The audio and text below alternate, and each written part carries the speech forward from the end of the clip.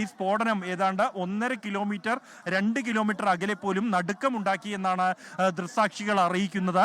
നിരവധി പേർ ഈ സംഭവം നടക്കുമ്പോൾ ഇവിടെ ഉണ്ടായിരുന്നു. SKN നമുക്ക് ദൃശ്യങ്ങളിൽ കാണാം. ഈ ഒരു കമാനം ഇതിനകത്ത് ഏതാണ്ട് 200 മീറ്റർ അകലെയാണ് റെഡ് ഫോർട്ട്. രാജ്യത്തിന്റെ സ്വാതന്ത്ര്യ ദിനത്തിൽ പ്രധാനമന്ത്രി പതാക ഉയർത്തുന്ന റെഡ് ഫോർട്ട്. ആ വേദിക്ക് തൊട്ടടുത്താണ് ഈ ഒരു സ്ഫോടനം. പുറത്ത് റോഡിൽ ആണ് ഈ ഒരു സ്ഫോടനം ഉണ്ടായത്. സാധാരണ നിലയിൽ വൈകുന്നേരങ്ങളിൽ വലിയ ജനത്തിരക്ക് ഈ മേഖലകളിൽ ഉണ്ടാകാറുണ്ട്. ഇന്ന് സന്ദർശകർക്ക് പ്രവേശനാനുമതി ഇല്ലെങ്കിലും ഈ റെഡ് ഫോർട്ടിന് തൊട്ടടുത്ത് തന്നെ വലിയ മാർക്കറ്റാണ്, ജനസാന്ദ്രതയുള്ള പ്രദേശമാണ്. 24 മണിക്കൂറും ആളുകൾ ഉണ്ടാകുന്ന ഒരു സ്ഥലമാണ്. കച്ചവടക്കാരുണ്ടാകും, സാധനങ്ങൾ വാങ്ങാനെത്തുന്നവരുണ്ടാകും. കൂടാതെ തൊട്ട് എതിർഭാഗത്തുള്ള 2 ക്ഷേത്രങ്ങളുണ്ട്, അവിടേക്ക് എത്തുന്ന മറ്റ് വിശ്വാസികളുണ്ട്. ഇത്തരത്തിൽ ഏത് സമയവും ആളുകൾ ഉണ്ടാകുമെന്ന് ഉറപ്പുള്ള ഒരു സ്ഥലത്താണ് ഈ സ്ഫോടനം ഉണ്ടായത് എന്നുള്ളതും ഇതിന്റെ ഒരു ഗൗരവം വർദ്ധിപ്പിക്കുന്നുണ്ട്. അതുകൊണ്ട് തന്നെ ഇതിലൊരു അട്ടിമറി സാധ്യത പോലീസ് തള്ളിക്കളയുന്നില്ല. അതൊരു തരത്തിലും തള്ളിക്കളയാൻ കഴിയുന്നില്ല എന്ന് തന്നെയാണ് ഉന്നത ഉദ്യോഗസ്ഥർ വ്യക്തമാക്കുന്നതും. തുടർന്ന് ഈ ഒരു സംഭവത്തിന് പിന്നാലെ റെഡ് ഫോർട്ടിൽ നിന്നും കൊണാട്ട് പ്ലേസിലേക്കുള്ള റോഡ് പൂർണ്ണമായും പോലീസിനെ വിന്യസിച്ചിരിക്കുന്നു.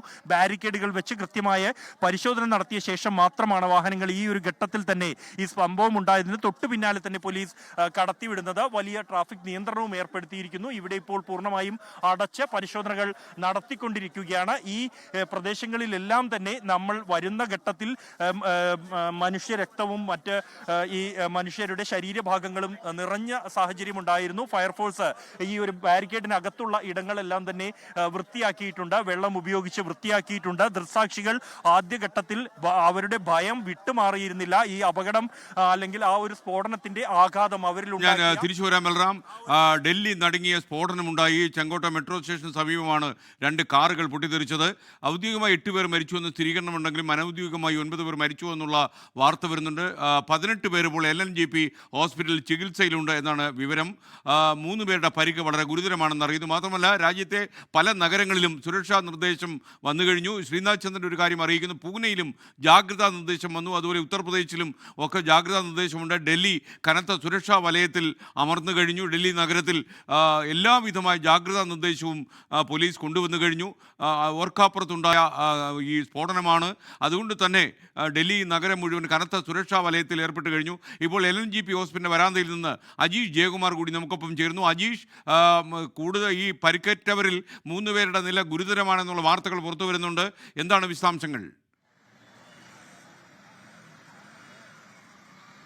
ഈ അപകടം നടന്ന ഈ സ്ഫോടനം നടന്ന സ്ഥലത്തിന് തൊട്ടടുത്തുള്ള ആശുപത്രിയാണ് ഈ LNGP ആശുപത്രി. ഇവിടേക്കാണ് ഈ പരിക്കേറ്റവരെയും ഒപ്പം തന്നെ മരിച്ചവരെയും കൊണ്ടുവന്നിട്ടുള്ളത്. 26 പേരെ ഈ ആശുപത്രിയിലേക്ക് എത്തിച്ചിട്ടുണ്ടെന്നാണ് ഏറ്റവും ഒടുവിലായി നമുക്ക് ലഭിക്കുന്ന വിവരം. അതിൽ 8 പേരുടെ ജീവൻ അതൊക്കെ ആശുപത്രിയിലേക്ക് എത്തിക്കുന്നതിന് മുമ്പ് തന്നെ നഷ്ടപ്പെട്ടിരുന്നു. 18 പേരാണ് ഇപ്പോൾ നിലവിൽ ആശുപത്രിയിൽ ചികിത്സയിലുള്ളത്. അതിൽ 3 പേരുടെ നില ഗുരുതരമാണെന്നാണ് ആശുപത്രി അധികൃതർ അറിയിക്കുന്നത്. ഏറ്റവും ഒടുവിലായി ലഭിക്കുന്ന വിവരം അതാണ്. 26 പേരെ ഈ ആശുപത്രിയിലേക്ക് എത്തിച്ചിരുന്നു. അതിൽ 18 പേരാണ് നിലവിൽ ചികിത്സയിലുള്ളത്. 8 പേര് ഈ ആശുപത്രിയിലേക്ക് എത്തിക്കുന്നതിന് മുമ്പ് തന്നെ അവർക്ക് ജീവൻ നഷ്ടമായിരുന്നു. നമ്മൾ ഇങ്ങോട്ടേക്ക് എത്തുമ്പോൾ തന്നെ വീണ്ടും ആംബുലൻസുകൾ വരുന്നുണ്ട്. ഒരുപക്ഷെ ഈ പരിക്കേറ്റവരുടെ എണ്ണം അത് കൃത്യമായി നമുക്ക് ഈ സമയത്ത് പറയാൻ സാധിക്കില്ല. കാരണം ഇത് ഓരോ സമയത്ത് ഓരോ 10 മിനിറ്റ് ഇടവിട്ടും ഓരോ ആംബുലൻസുകൾ ഇങ്ങോട്ടേക്ക് എത്തിക്കൊണ്ടിരിക്കുകയാണ്. തൊട്ടടുത്തൊക്കെ മറ്റ് ആശുപത്രികളുമുണ്ട്. ഈ ആശുപത്രികളിലൊക്കെ തന്നെ GB പന്ത് ആശുപത്രിയൊക്കെ ഇതിന് 1 കിലോമീറ്റർ അടുത്തുള്ള ആശുപത്രികളാണ്. ഈ അപകടം നടന്ന ഈ സ്ഫോടനം നടന്ന സ്ഥലത്തിന്റെ അങ്ങോട്ടേക്ക് ഏതെങ്കിലും ആരെങ്കിലും പരിക്കേറ്റവരെ കൊണ്ടുപോയിട്ടുണ്ടോ എന്ന് ഇതുവരെയും ഔദ്യോഗികമായി വിവരമൊന്നും ലഭിച്ചിട്ടില്ല. എന്തായാലും ദേശീയ മാധ്യമങ്ങളടക്കം നമുക്ക് നേരിട്ടും